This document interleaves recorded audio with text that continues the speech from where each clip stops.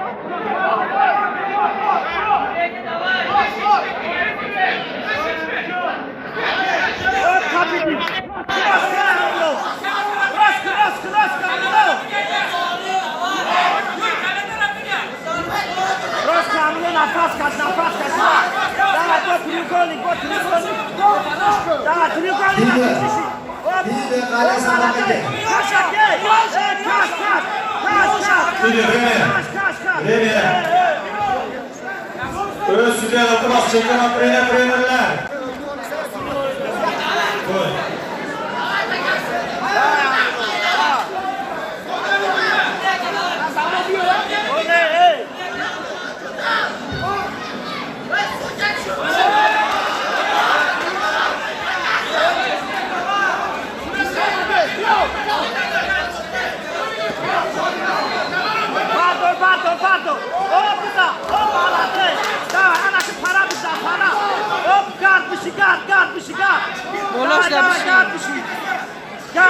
Uçkovan, Dursun Muhammedov Beyzor.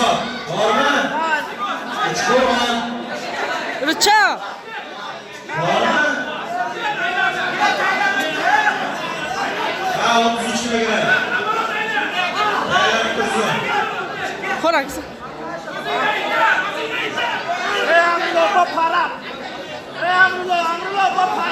Rıçak, rıçak. Rıçak. Kaç, kaç. Kaç. Puşkan.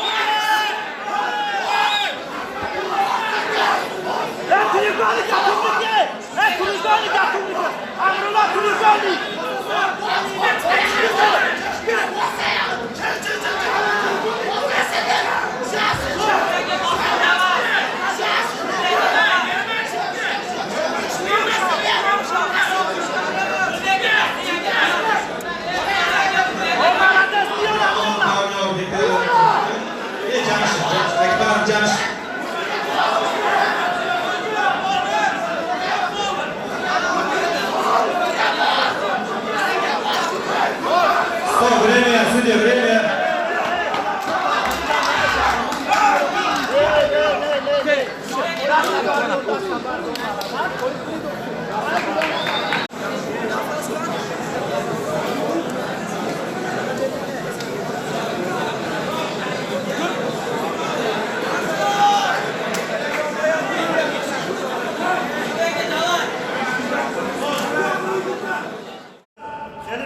Seni aslanı kana şabayna ina. Ya dört bank peçin. İnay kormek nozi. Ya dört peçin mezana. Kanle baçu. از بین 70-80 نفر جیدو کده 4 کس رو بردیم. 4 کس سزاوار جای اول شدن. اونجا این خیلی بود که مثال چمپیونای جمهوری ازبکستان رو با جمهوری تاجیکستان ҳамашон 4 нафаре ки мо бурдем, ҳар чорашон я аввалро гирифтанд. Дар онҷо қирғизҳо, қазоқҳо, тоҷикҳо ва узбекҳо 4 давлат буд. Баромади мусобиқа дар сатҳи хуб гузашт. парчами Тоҷикистонро бардоштем, муаррифӣ кардем ҷумҳурии Тоҷикистонро.